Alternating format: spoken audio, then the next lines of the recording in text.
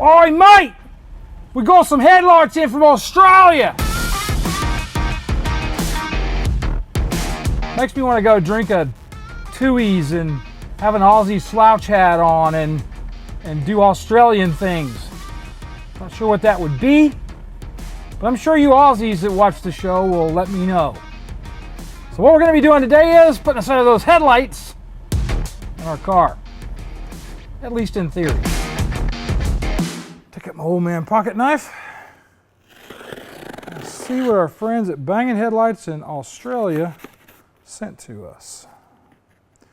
This is one of the Instagram folks that we met, and so he sent these out to us. I'm going to have to flip it over. From lovely Australia. Woo, stickers. I'll probably give all this to Cam. So here we go. These are stickers.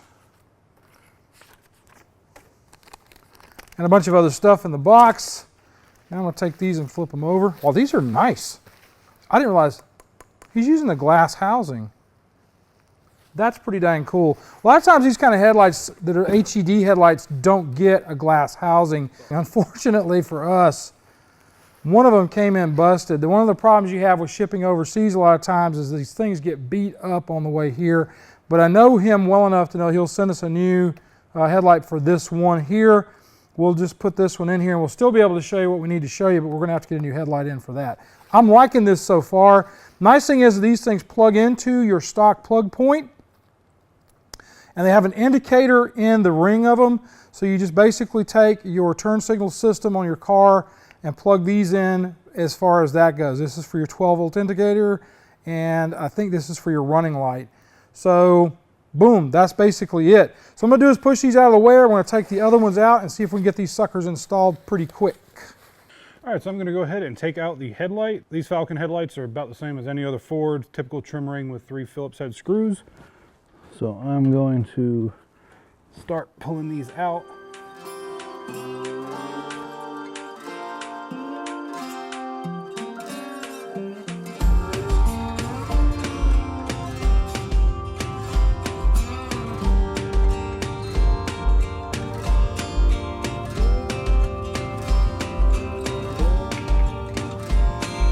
Very, very careful with these rings because these Falcon grills are very hard to come by.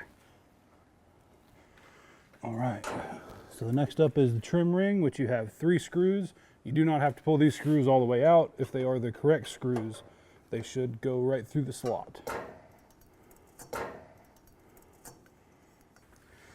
All right, give it a counterclockwise rotation.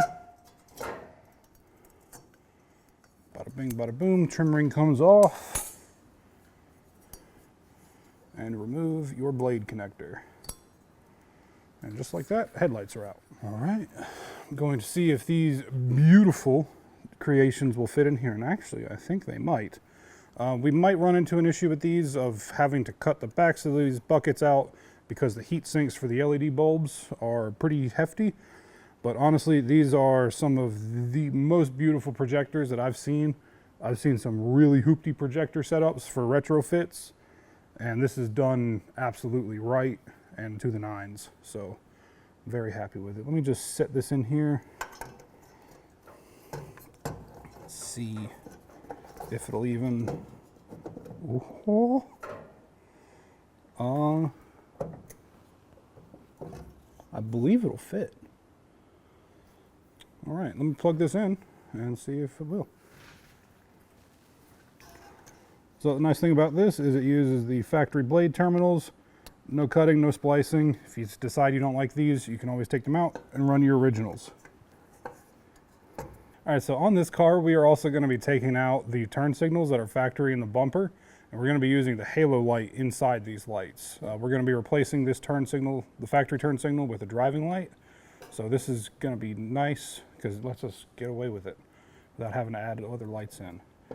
All right, so I've got a headlight bucket out of the Ranchero. This is just easier to show you. It's the same bucket that's in the Falcon. So what I'm going to show you is with the good headlight that we have that is not broken. I have not taken these pads off yet. And this is just to show you what's going on with it. So I need to line these up.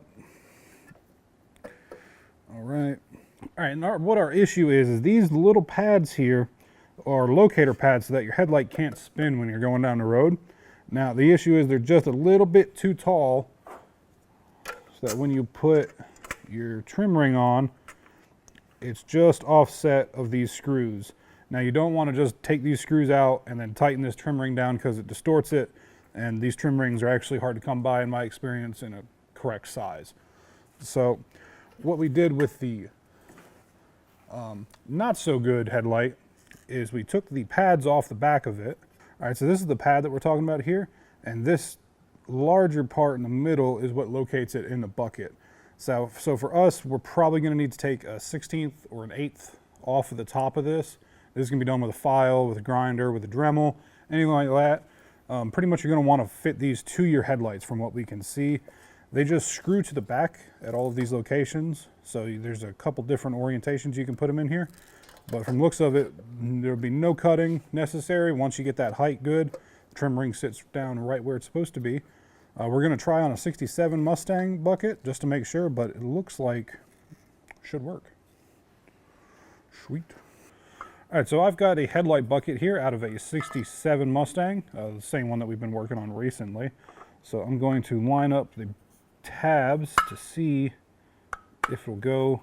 This is requiring me to tweak it just a little bit. These plastic tabs that are on these headlights are just screw in, so you can loosen the screws and move them a little bit. It's probably all this needs. But as you can see, it's a little bit tall still. So I would probably go in, honestly, on every one of these, I would assume that you're going to need to tune them to your vehicle. Tune them, just file them down, fit them to your vehicle so they fit nice and tight, but not loose. I would much rather have to do this than put it in here and my headlights rattling while going down the highway. But from looks of it, this will work. 67 Mustang, 66 uses roughly the same bucket. On the backside, we got a decent amount of spacing for heat, so nothing should touch, nothing should vibrate. All in all, looks pretty trick.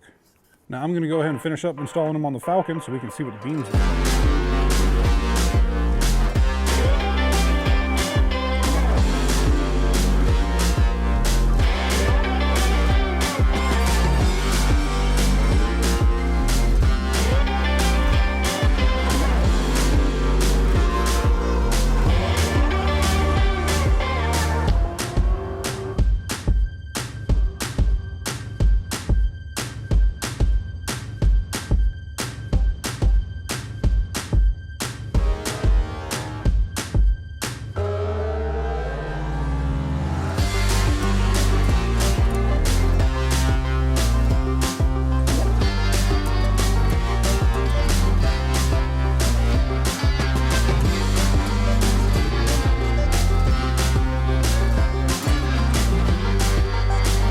All right, so we're going to do a test of the lights.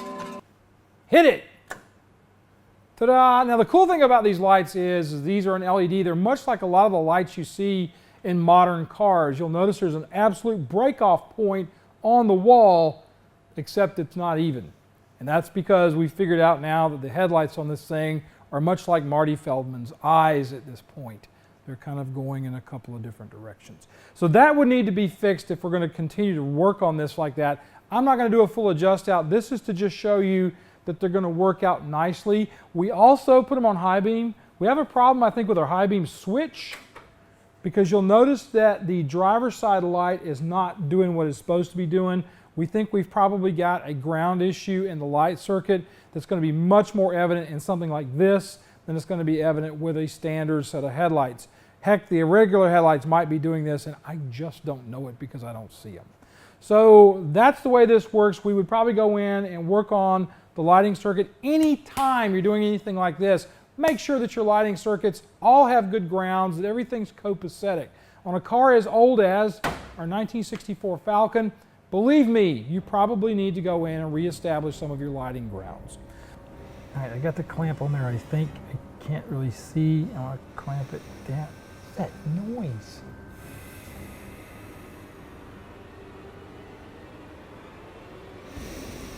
Jeez, what are you doing?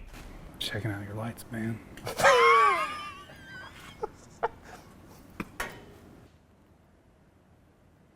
I don't know which is brighter. I really don't. I got halos. I got like these little rings in my eyes now. We'll go away after a few hours of staring at the sun. I want to do this though. Now that we see the halos, those things are bright. You can run those as daytime running lights on this thing and Easily. probably drive with them at night too. This is the indicator. Now I'm just doing that by pulsing it. But I mean, that's a pretty bright indicator too. Very nice. I like it. And George is doing all kind of changes all along. I mean, I talked to him a little bit, not on the phone because he's in Australia. A little bit but of time difference. a little bit of a time difference. I talked to him about what he's doing here and some of the things he's got planned. He's got some cool ideas that he's planning on doing with his system. One thing I will say is the headlights bulge a little bit more than a stock headlight, but And they're definitely noticeable. they're noticeable. On a Falcon, it looks like, you know, you got eyes. Googly eyes. Googly eyes. And I like that because I could probably play around with that with some kind of license plate on the front that's got like a snarling face or something. I could use that. I could have some fun with it. I like them. I think they're really nice. I like the fact that they're glass covers on glass the fronts, bulb yeah. systems, making it look a lot more like a regular headlight. I've seen some of these that don't look much like a vintage headlight. Yeah. And they kind of bug me. It looks like a big hole in the front of the grill on either side. I'm not crazy The ones about that it. have are LED panels. You can just see the LEDs behind them. Not Those look crazy about horrible. that either. This projector system that they use on here is really nice. Yeah. Has a cutoff beam And- like the modern headlights do for low It beams. has to be a projector. An HID bulb, a xenon, or an LED bulb without a projector is useless. Exactly. You get And, worse. You get worse light than you do out of a halogen for yourself. Right. And these, like I said, with that low cut Yeah. light, I love the fact that you're not going to be people flashing you. They're a lot easier to set up on the Yeah. wall. It's a lot easier to aim Because it's, you it's a line. know you got a line to work with. Yeah. On a regular incandescent bulb, you have to go in and It's do all kind of a hot math. spot. We did a video ages ago. I'm not even sure I'm torturing y'all with this. But we did one on how to adjust them. Links below me here, so you can check that out there.